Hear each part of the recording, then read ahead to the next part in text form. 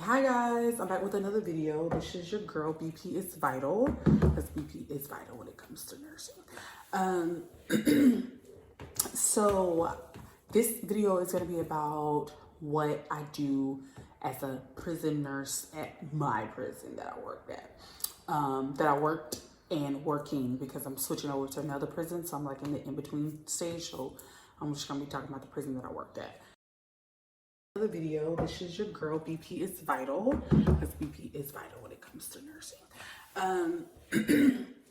Prison, so if you do your research you can find out which prison it is, but it's more medically driven, so it's more like a hospital setting, and it had a big psychiatric unit.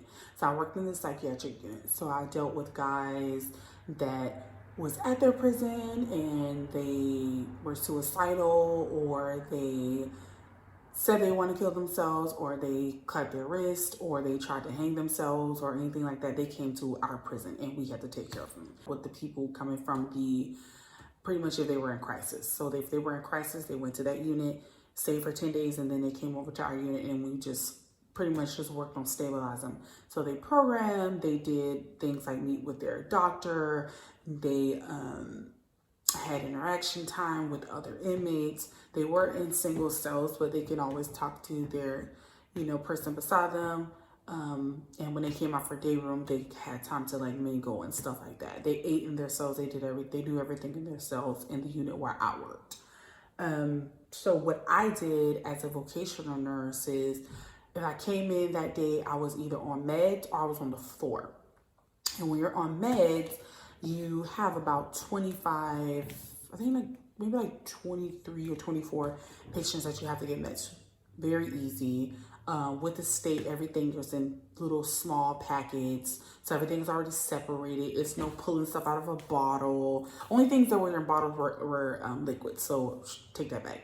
Liquids were in bottles, but the pills, they were all separate, in separate packs, not bubble packs. So I know that a lot of nurses probably thinking of bubble packs, but it was a little bit different. It wasn't quite bubble packs, but everything was individually, everything was in the dosage, and everything was in everybody's separate cassette.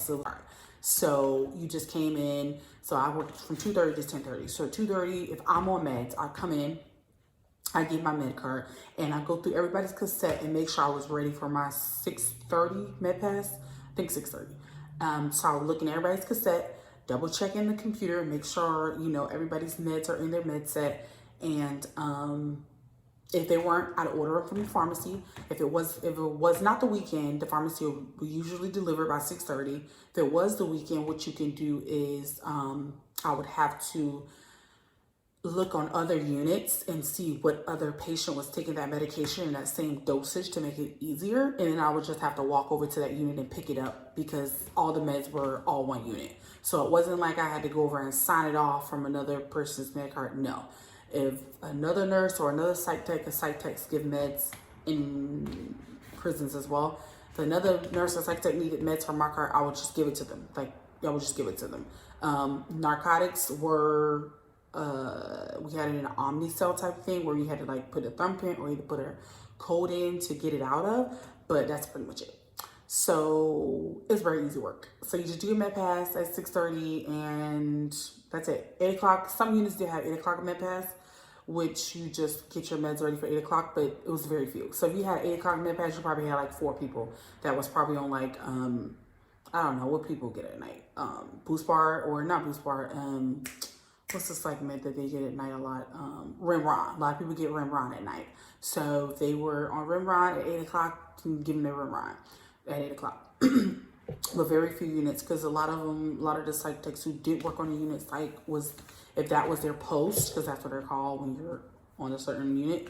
If that's your post, a lot of the psych techs or nurses will talk to the doctors, be like, hey, could we get we're trying to get everybody on one med pass. Could you please change his 8 o'clock to his 6 o'clock? I think it was a 6 o'clock, or maybe it's 7 o'clock med. I think 7 o'clock. He would change his meds, and a lot of the time the doctors did. They love taking suggestions from nurses who know what they're talking about. They don't mind taking suggestions at all. So that's the other thing. So that's what you would do as a vocational nurse in the prison, at the prison where I worked in psych. Just passing meds. But the med pass is very, very, very easy. It's not hard at all. And then the other thing is if you're working on the floor. So if you're working on the floor, that means you're just managing the floor, I guess, so they can have another license on the floor. So what you do on the floor is you just oversee if there was an emergency. So your nurse will tell you, okay, you're going to be scribing, or you're going to be pumping, or you're going to get the ambu bag. Everything was written on the chart, what you will be doing, or no, not or, and you would be charting everybody's BMs. Make sure everybody had a BM. There's your drug card closet rail that a lot of the inmates are on. You make sure they have BMs, because if they don't have a BM, they can cause some problems, bowel obstruction, all that stuff. So you make sure they had, so for those people, it's very important, but you'd ask the guys, sometimes they didn't want to tell you, sometimes they did. They're like, yeah, I got some baby mamas. I need another baby mama. They always say shit like that. But so you just ask them their BMs, and then you chart their meals. So if they ate or not. A lot of guys go on hunger strikes, but that's a whole other video. But if they go on a hunger strike, you need to monitor if they ate, if they had canteen in their cell, if they took the state food. You need to monitor if they ate 100%, 50%, 25%. You need to monitor if they're eating, because we have to keep these guys. Our jobs are to keep these guys alive, because if they die on our watch, it's going to be an investigation and you might lose your job. So just to recap, so if you're LVN on the floor in a prison, you're going to be charting BMs, you're going to be charting meals, and you're going to be working the floor. You're going to make sure the CNAs are doing their job, make sure they're doing their rounds every 15 minutes, and yeah, that's it. So it's fairly easy. Just like I said, it's a very hostile environment. You do have to deal with inmates verbally abusing you, but if you can, take that, it's good money. It's good money, and it's really good benefits working with the state. I typically enjoy it. One thing I would recommend is people taking vacations often, so you won't get burnt out. But I think that's with any job. I feel like people can get burnt out really, really easy. So just take your vacations when it's time to take your vacation. It can be very hard because there's so many people that work there, and it's kind of like like a first come first serve type thing. Like they might have like every month, but they only can get 5 vacations. So, and it's gonna go to people with the most seniority, of course. So, with that being said, just do what makes you happy, I guess. But if you want to try prison nursing, try it with a registry first, and then you can figure out if you want to go and work for the state. And so, and if you can do county too, you can do county jail, you can work at the jail, which is probably less hostile, but maybe more. I don't know, because those guys are just stir crazy because they didn't even get a trial yet. So yeah, it's pretty crazy. Or some of the guys in county jails, they actually have had a trial, but they don't need to go to prison because they're not serving that long. So that's typically how that works. So yeah, so I think that's it. That's gonna wrap up this video. If you guys liked it, please like it, please give it a thumbs up, please like, comment, and subscribe. I'll see you guys next time. Thank you. Bye.